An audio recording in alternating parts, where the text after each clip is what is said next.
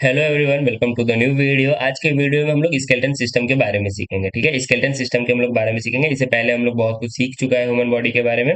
तो आज हम लोग स्केलेटन सिस्टम, स्केलेटन का मतलब होता है कंकाल और सिस्टम मीन्स होता है तंत्र। यानी आज हम लोग अपने बॉडी के कंकाल तंत्र के बारे में सीखेंगे।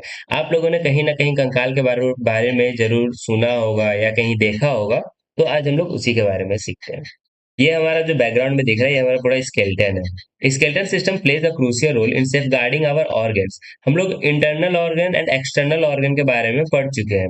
तो जो हमारा इंटरनल ऑर्गन होता है ना, जो हमारा शरीर के अंदर होता है, उसको प्रोटेक्ट करने में हमारा स्केलेटन बहुत ज्यादा हेल्प करता है। प्रोवाइडिंग स्ट्रक्चरल सपोर्ट, ये हमको सपोर्ट भी प्रोवाइड करता है ताकि हम सही तरीके से क्या हो सके, खड़े हो सके, फिर बैठ सकें, चल सकें, फिर सकें, कूद सकें, बहुत सारा मूवमेंट कर सकें।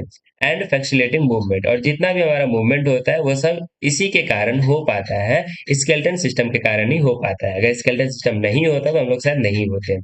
कंप्राइजिंग बोन्स, इसमें क्या क्या होता है? बोन्स यानी हड्डी होते हैं, कार्टिलेज और ज्वाइंट्स, ये सब के बारे में हम लोग सीखेंगे क्या होते हैं।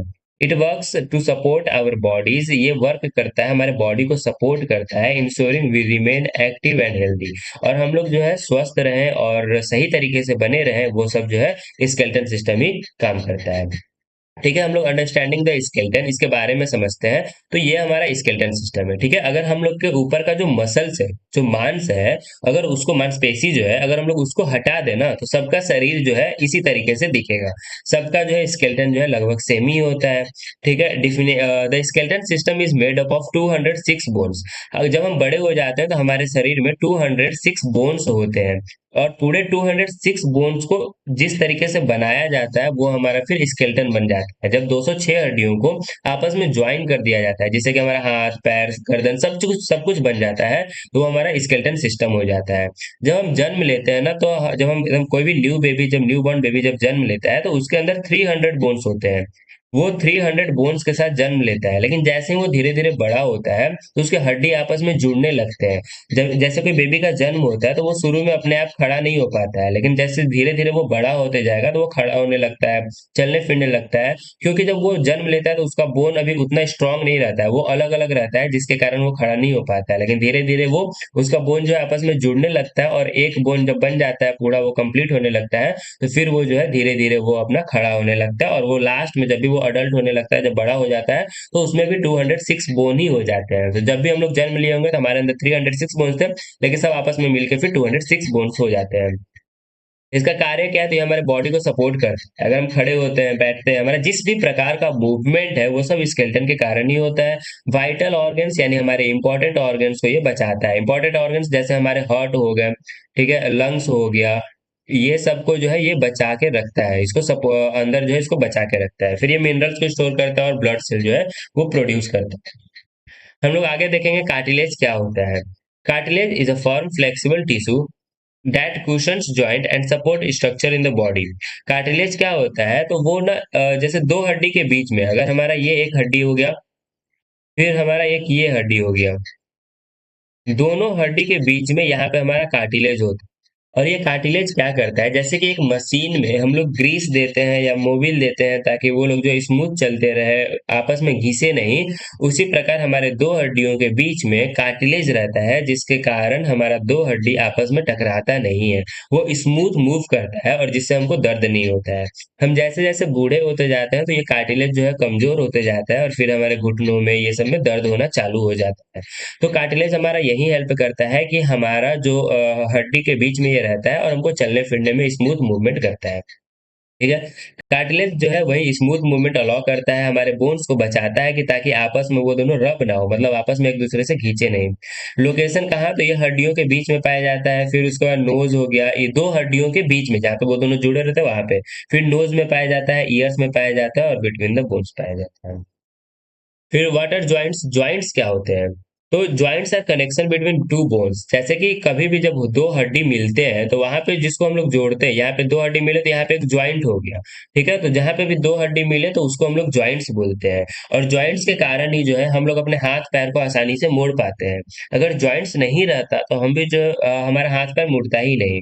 इसका फंक्शन क्या है, तो ये हमें चलने में मदद करता है, फिर हमारे हाथ पैर को मोड़ने में मदद करता है, हमारे बोन्स को ट्विस्ट करने में मदद करता है, जिससे हमको बहुत ज्यादा आराम मिलता है और फिर हम लोग काफी फ्लेक्सिबली मूव कर सकते हैं।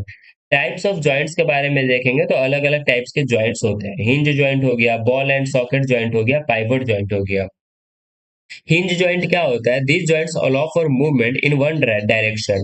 ये हमारा केवल एक ही डायरेक्शन में मूव करने में मदद करता है। एग्जांपल्स में इसमें जैसे कि अगर हम लोग जैसे बात करेंगे, कोई एक गेट है, अगर गेट को हम लोग खोलते हैं तो वो केवल एक ही डायरेक्शन में खुलता है, दूसरा डायरेक्शन में नहीं खुलता है। उसी प्रकार हमारा एल्बो है, जो हमारा हाथ होता है, तो जो हमारा एल्बो है तो उसको हम लोग आगे की तरफ मूव कर लेंगे, लेकिन अगर उसको हम लोग चाहेंगे उसको हम लोग पीछे की तरफ मूव करें तो वो नहीं हो पाएगा। वो अपने पोजीशन पे है, इस तरीके मूव किया और वापस से अपने पोजीशन पे आ जाएगा। अगर हम लोग चाहेंगे उसको इधर की तरफ मूव करें तो नहीं, वो उधर जो है मूव ही नहीं हो पाएगा। तो इस तरीके के जॉइंट्स को हम लोग हिंज जॉइंट बोलते हैं, जो कि केवल वन डायरेक्शन में मूव करने में हेल्प करता है। सेकंड होता है ball and socket joint. Ball and socket joint क्या होता है, एक गोल जैसा कटोरा जैसा होता है तुम्हारा, फिर एक उसमें एक सॉकेट यानी कोई भी चीज एक जो है एक लगा हुआ रहता है, और इसमें क्या होता है ना कि वो सब जगह को मूव करने में मदद करता है। ये पूरा गोल गोल गोल गोल जो है मूव करने में मदद करता है। ठीक है, जैसे कि हमारा कंधा, जो हमारा कंधा है तो हमारा अपने शोल्डर को हम जो है पूरा हर एक डायरेक्शन में मूव कर सकते हैं, तो उसी प्रकार जो है ये हर एक डायरेक्शन में मूव करने में मदद करता है। जैसे आप एग्जांपल से एक बॉल हो गया, बॉल में अगर हम लोग एक रस्सी बांध दें और फिर उसको जो है हम लोग पूरा गोल गोल गोल गोल घुमाए तो वो जो है पूरा गोल गोल घूमेगा। तो उसी तरीके से हमारा बॉल एंड सॉकेट जॉइंट होता है कि हमारा जो कंधा होता है उसमें उसको हम लोग पूरा गोल गोल घुमा सकते हैं, तो वो हमारा बॉल एंड सॉकेट जॉइंट होता है। ये हमारा हर एक डायरेक्शन में मूव करने में मदद करता है। पाइवट जॉइंट क्या होता है, this joint allow for rotating movement. ये केवल रोटेट करने के लिए हेल्प करता है, ये हमारे गर्दन में होता है। अब गर्दन में है तो ठीक है, हम लोग गर्दन को पूरा 360 डिग्री घुमा तो नहीं सकते हैं, पूरा गोल नहीं घुमा सकते हैं। ये हमारे चारों डायरेक्शन में घूमने में जरूर मदद करता है, लेफ्ट राइट ईस्ट वेस्ट जो भी है, ऊपर नीचे लेफ्ट राइट अप डाउन सब जगह घूमने में मदद करता है, लेकिन इसको हम लोग पूरा गोल नहीं घुमा सकते हैं, तो उसको हम लोग पाइवट जॉइंट बोलते हैं और ये हमारे गर्दन में होता है। कुछ स्केलेटन स्केलेटन हमारे लिए क्यों जरूरी है, हम लोग उसके बारे में देखते हैं, क्योंकि ये हमारे ऑर्गन्स को प्रोटेक्ट करता है। जो स्केलेटन है तो ये जो है ना, ये उसका रिबकेज है, और इसी के अंदर जो है लंग्स होता है, फिर ये हार्ट आपको दिख रहा है इसी के अंदर होता है। तो ये सब ना जो ये बचा के रखता है, ये एक जो है प्रोटेक्टिव केज जैसा काम करता है और ये उसको बचा के रखता है। तो ये हमारे इंटरनल ऑर्गन्स को बचाता है, हमको जो है चोट ना लग सके। ये हमारा स्कल है, और इसी के अंदर हमारा क्या रहता है, इसी के अंदर हमारा जो है वो ब्रेन रहता है। ठीक है, स्कल के अंदर ही हमारा ब्रेन रहता है, तो जिससे हमारा ब्रेन जो है वो सुरक्षित रहता है।